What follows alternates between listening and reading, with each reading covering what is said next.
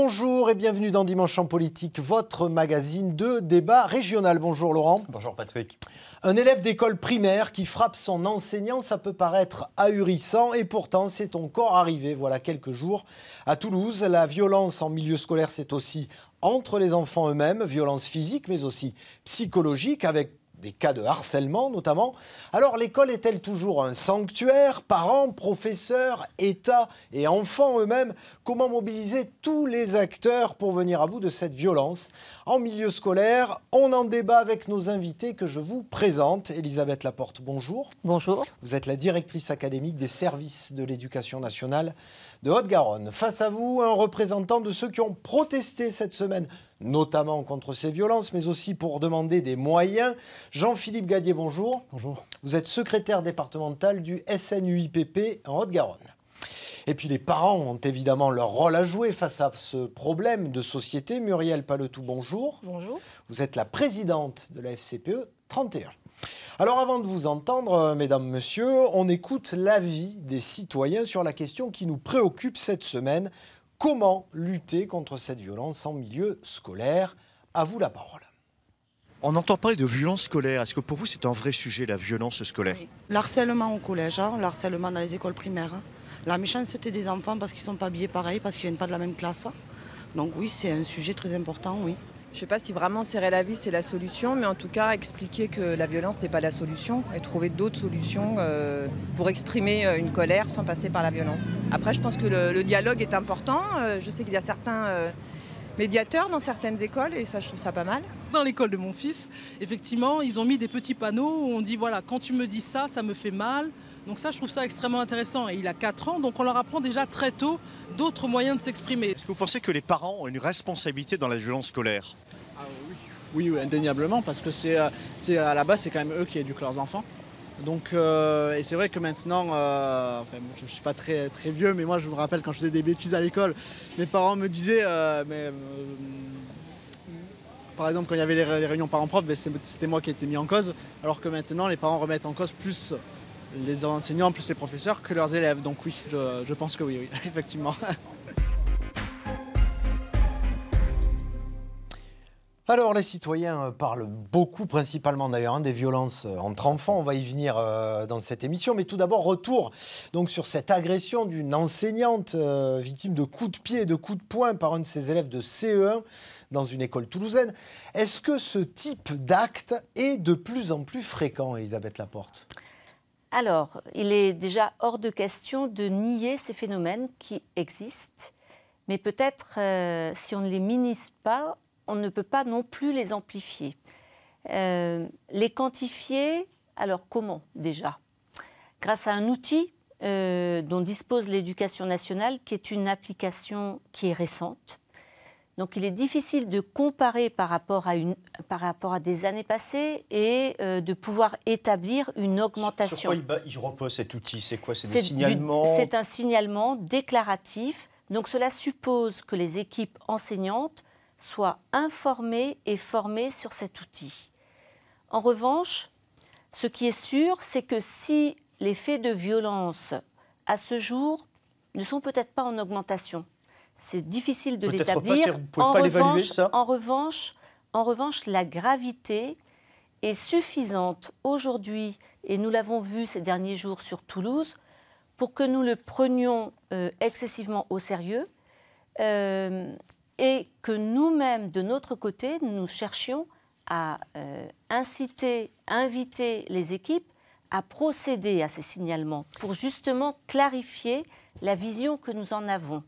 Jean-Philippe Gadier, par rapport à ces signalements, vous, quel est le retour que vous avez des professeurs?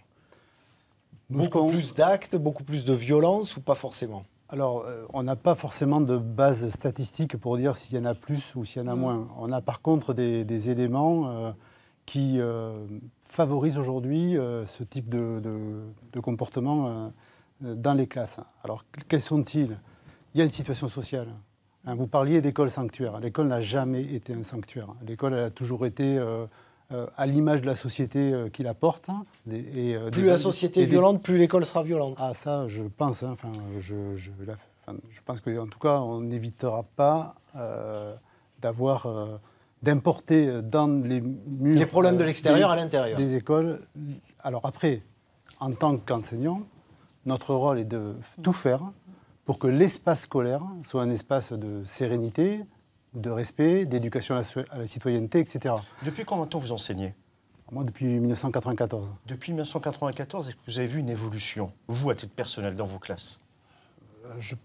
Oui, je pense que la relation est moins détendue, que le climat scolaire est plus électrique. Voilà. Alors, l'effet objectif, c'est la crise sociale, hein, parce que de 1994 à nos jours, des choses sont passées. On voit bien les débats qui traversent la société française à ce propos. Il y a la question aussi de la loi de 2005 et de l'école inclusive. C'est une loi que nous soutenons. Nous en soutenons les valeurs qui la sous-tendent, c'est-à-dire l'inclusion des élèves à besoins particuliers, enfin les élèves handicapés, pour le dire de manière simple, et en même temps l'éducation des élèves ordinaires au vivre ensemble. Mais il arrive que certains de ces élèves soient, comment dire, pas toujours en situation de supporter le cadre scolaire. Muriel Paltou, vu du point de vue des parents, ce que nous disait le dernier interviewé, là, c'est-à-dire moi à mon époque, le prof avait toujours raison. Aujourd'hui, les parents ne donnent pas toujours raison aux profs. Qu'est-ce que vous en pensez de ça ?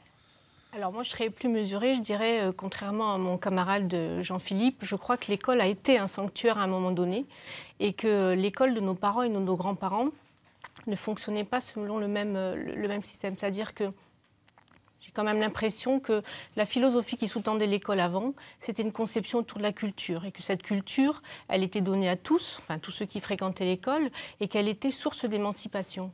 Et peut-être aussi source d'aller vers une universalité. Et peut-être au détriment d'autre chose, c'est-à-dire au détriment des particularismes de chacun. Mais il y avait les rapports entre les parents et les enseignants. Est-ce que ces rapports ont évolué dans le temps ? Est-ce qu'ils se sont dégradés ? Alors j'y viens, c'est-à-dire que nous avions une école sanctuaire, à mon avis, à cette époque-là. La contrepartie de cette école sanctuaire, l'école de la culture et du savoir, était qu'elle était quand même fermée. Et si on regarde nos bâtiments scolaires des années 50, c'est relativement fermé. Il y a eu un nouveau courant de pensée, certainement dans les années 90 à peu près, où on a dit qu'il faut ouvrir l'école à la vie. Donc ouvrir l'école à la vie, qu'est-ce que ça veut dire ? Ça veut dire faire rentrer les parents, déjà, mais pas que. On y a fait rentrer les médias, on y a fait rentrer les entreprises, on y fait rentrer les élus. Donc il y a un certain nombre de personnes aujourd'hui qui occupent les écoles avec des exigences différentes. Et sur les parents, à mon sens en tout cas, il fallait faire rentrer les parents parce que plus on inclut les parents et moins on est dans de l'intrusion justement à l'école. Et il faut communiquer, c'est-à-dire que plus on communique et plus on désamorce finalement la violence au sein de l'école. Là, on a parlé des enseignants, on a parlé des parents, mais il y a aussi les violences entre élèves, pas forcément physiques. On entend de plus en plus parler de harcèlement, par exemple. Ça, c'est avéré, ça se multiplie, ces cas-là. En fait, le harcèlement a toujours existé.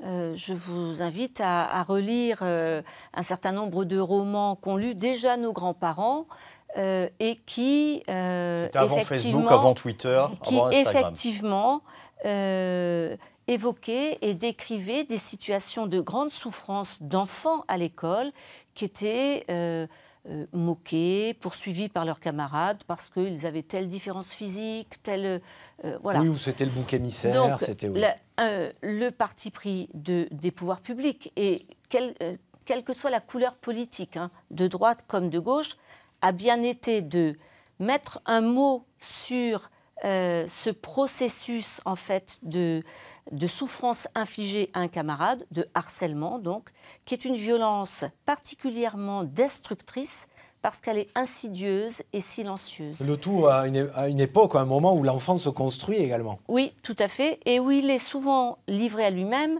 face à un certain nombre d'outils qui peuvent accentuer ce harcèlement. Je pense que tous les enseignants, les parents sont attentifs à ce phénomène et en tout cas le fait déjà de dire les mots et de donner des mots à ce phénomène est une bonne chose. Il y a une vraie prévention de la part des enseignants par rapport au harcèlement, en tout cas entre enfants et entre pairs. Tous les enseignants prennent leur part, j'allais dire, dans cette surveillance, dans cette prévention, notamment du harcèlement, Jean-Philippe Gadier. Bien sûr, ça fait partie du regard qu'on se doit d'avoir sur nos élèves. On doit en assurer la sécurité. Et on sait que quand un climat scolaire est sécure et serein, il favorise les apprentissages scolaires. Des études l'ont démontré. À chaque fois que ce climat se détériore, que ce soit pour des violences entre pairs ou pour un élève, comme j'en parlais tout à l'heure, il y en a quand même 1000 dans les écoles de Haute-Garonne. 1000 élèves qui relèvent d'établissements spécialisés et qui sont dans les écoles ordinaires.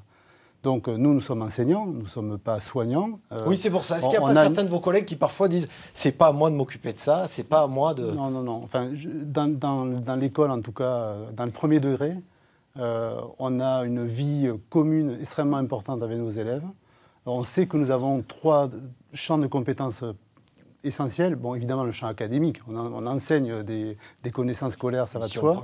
Il y a une compétence relationnelle qui est aussi importante à développer et une compétence, on va dire, psychologique, que je qualifierais de psychologique à avoir vis-à-vis de nos élèves.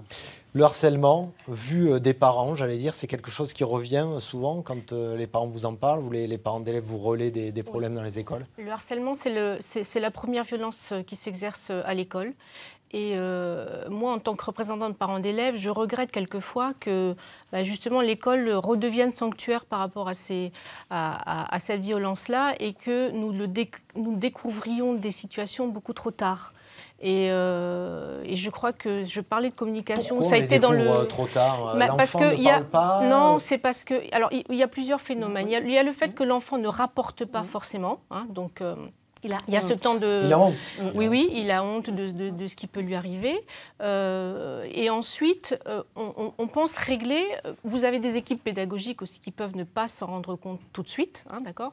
Donc, une fois que c'est révélé, finalement, ça reste au sein de l'établissement. Et quelquefois, on ne consulte pas suffisamment vite, on n'appelle pas assez. Si ça reste au sein de l'établissement, qu'est-ce qu'il faudrait rajouter ? Si c'est trop confiné, quel interlocuteur il manque ? Alors, il faut absolument prévenir les parents, ça c'est fondamental, parce que quand c'est trop tard, quand les relations sont coupées et qu'il n'y a plus de confiance entre les équipes éducatives et les parents, alors là, on est vers des tensions, on ne résout plus rien par rapport à l'enfant. Si je puis me permettre, le harcèlement, en fait, est beaucoup moins développé auprès des petits-enfants qu'auprès des adolescents, et notamment en collège, et d'ailleurs moins encore au lycée. En fait, c'est vraiment au moment de l'adolescence où le harcèlement s'exprime de façon très violente. Cela ne veut pas dire qu'il n'existe pas dans le premier degré. Moi, je partage tout à fait ce qu'ont dit les 2 partenaires de cette émission. Je rajouterai, et je pense que ça relève de la responsabilité de l'employeur, c'est-à-dire de l'Éducation nationale, à savoir qu'on doit aussi apporter aux enseignants cette expertise à déceler chez les enfants et dans leur attitude des indices qui vont peut-être nous interroger, soit sur le harcèlement, soit sur des souffrances psychologique qu'il subirait. Alors, par ailleurs, je voudrais quand même revenir très rapidement sur le fait que par rapport aux violences que vous avez évoquées tout à l'heure, je tiens à souligner que les professeurs se sont toujours comportés de façon très digne. Il y a des responsabilités partagées qui ne sont pas toujours du même niveau, mais les professeurs ont assuré des responsabilités fortes vis-à-vis des familles, vis-à-vis des élèves et… Alors, on va les entendre justement, ces enseignants qui dénoncent cette violence, parfois à leur encontre directement, mais pas seulement. Alors, preuve que ce sujet est sensible, hein, tous ont préféré témoigner anonymement. Ce sont des propos recueillis par Christine Ravier et Jean-Pierre Duns. Quand l'élève a été confronté à l'échec, en fait, à la difficulté de l'exercice en classe, ça l'a énormément frustré, apeuré, donc il s'est renfermé sur lui, il a commencé à jeter ses affaires parce qu'il n'y arrivait pas. Et à ce moment-là, même en lui ayant proposé mon aide. Il a commencé à rentrer en crise et après il a lancé des objets et des chaises à travers la classe. Ces violences sont fréquentes. Elles se retournent de plus en plus souvent contre les profs. Des agressions ont lieu dont un petit nombre seulement est rendu public. Lundi, plusieurs centaines d'enseignants du primaire ont manifesté à Toulouse. 4 d'entre eux ont accepté de témoigner de façon anonyme. La violence apparaît parce que avant tout, on a des moyens qui sont défaillants. On est dans un quartier où il y a une pression démographique énorme et nous, les écoles absorbent les élèves. C'est plus des écoles à taille humaine, mais c'est des énormes écoles avec beaucoup de classes qui elles-mêmes sont surchargées. On met des algécos dans les cours de l'école, donc ça pose le problème du rétrécissement des mètres carrés dans la cour. Donc déjà, on a plus de conflits dans les cours de récréation. Quand il y a un grand nombre de personnes concentrées sur le même endroit, ça exacerbe les tensions et c'est ce qui se passe. Nous, on est à 500 mètres d'une école qui est classée REP, à 12 en CP, puisque c'est la mesure qui a été mise en place cette année. Et chez nous, on est à 28 en CP. Mais par contre, on a exactement le même public. On a aussi ces élèves qui sont accueillis avec des notifications de la maison du handicap, comme quoi ils ont besoin d'aide, qui fournissent le budget pour cette aide en disant oui, il y aura des AVS, des auxiliaires de vie scolaire qui vont les accompagner en classe. Et pourtant, ces AVS ne sont toujours pas recrutés. Il y a aussi des élèves qui devraient être scolarisés dans des établissements spécialisés qui accueillent des élèves avec des handicaps ou des troubles du comportement. Des établissements qui sont pour le moment saturés. Et nous, on les accueille. Ça peut durer des années avant qu'ils puissent être accueillis dans ces établissements-là.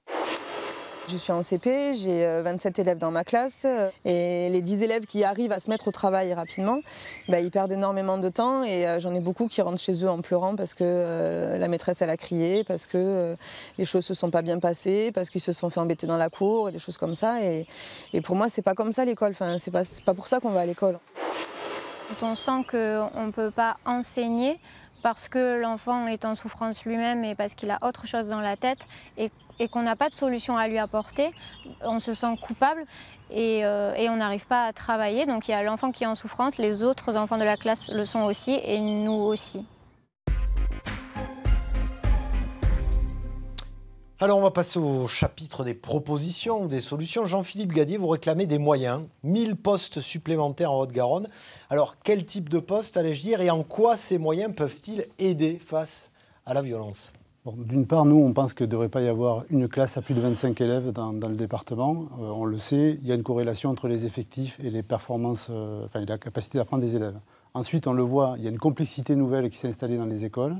Les psychologues scolaires sont nécessaires, on en manque cruellement. Ce département a gagné des élèves depuis maintenant 10 ans, on est à plus de 20 000 élèves, sans que les postes aient été abondés proportionnellement. Donc on a un psychologue pour 1600 élèves, alors que l'OMS préconise 1 pour 1000.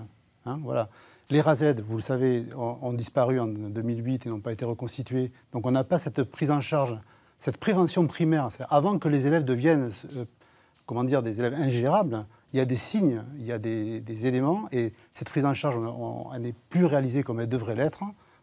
On a moins de besoins, on n'a jamais eu autant de... il n'y a jamais eu une... Oui, la situation empire, selon vous, et les moyens ne suivent pas. Lorsqu'un élève est détecté, est-ce que cette absence de moyens fait que le processus est plus lent, que c'est plus compliqué oui, parce qu'il y a rendez-vous avec un psychologue ou autre? Ça a été dit, c'est engorgé de partout. Le psychologue, il va le voir de manière rapide et superficielle, il va peut-être porter un avis, mais ensuite, le centre médico-pédagogique, lui, il est engorgé des attentes de 6 mois, de 1 an.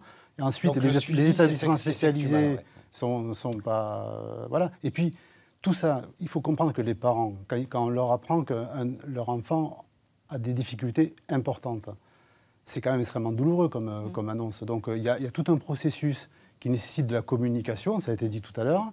Les RASED et les psychologues scolaires sont des éléments de cette communication. C'est ce qui manque. Que répondez-vous à cette demande de moyens, Elisabeth Laporte ? Alors, plusieurs choses. Effectivement, nous sommes un département qui gagne beaucoup d'élèves chaque année, 1500, peut-être légèrement plus à la rentrée prochaine, presque 2000 à cette rentrée, donc nous gagnons beaucoup d'élèves.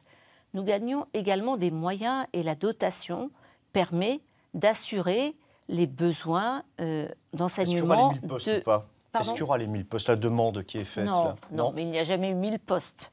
Voilà, 1000 postes. À la rentrée, il y en aura comment de plus éventuellement. Je veux juste rappeler que tout le budget de l'éducation nationale reste le premier budget de l'État et qu'il est voté à l'Assemblée nationale. Donc, si vous voulez... Il y aura comme des créations de postes à la rentrée. Bien évidemment. Bien évidemment. Et sous-investi par rapport à l'école des pays OCDE comparables. Je termine juste sur la gestion peut-être de ces élèves. Effectivement, M. Gadier l'a évoqué. Alors d'abord, il y a plusieurs types de difficultés, et on ne reviendra pas peut-être sur la typologie, ce serait trop long. En revanche, par rapport à une situation telle que les enseignants ont pu la décrire dans le reportage, qui sont des situations extrêmes. On voyait le panneau de l'école Alphand, dernière, qu'est-ce qu'on fait de ces élèves? Qu'est-ce qu'on fait d'un élève qui a frappé un enseignant? Déjà, la consigne, c'est de mettre tout le monde à l'abri. C'est-à-dire, l'élève, on l'isole, l'enseignant également, et on le soutient. Est-ce qu'il va revenir dans l'établissement? Je ne sais pas, tout dépend du contexte. On ne peut pas, avec un enfant, poser une règle systématique. L'enseignant, on vient aussi le rencontrer pour le soutenir. Par ailleurs, c'est vrai que depuis mon arrivée, j'ai mis en place à la direction départementale un groupe de soutien qui, face à ces situations, analyse la situation particulière de l'enfant, médecin, conseiller pédagogique ou inspecteur en charge des élèves en situation de handicap. Et il y a une autre dimension, c'est la question des parents de cet enfant. Parce que si l'enfant relève d'une situation de handicap, effectivement, pour que la reconnaissance est un processus très douloureux pour des parents. Et très long aussi, très difficile pour les parents. Et très long. Muriel Paltou, à la fois, j'allais dire, pour un enfant violent, mais à la fois pour un enfant violenté. C'est très difficile tout ça de le faire reconnaître. C'est-à-dire que vous avez des situations de violence que je qualifierais de banales, entre guillemets, dans le sens où ça n'est pas forcément entre un enfant qui relève du handicap et un autre enfant. Dans le cas du handicap, il y a beaucoup de familles, effectivement, pour qui c'est très difficile de reconnaître que leur enfant relève d'un handicap.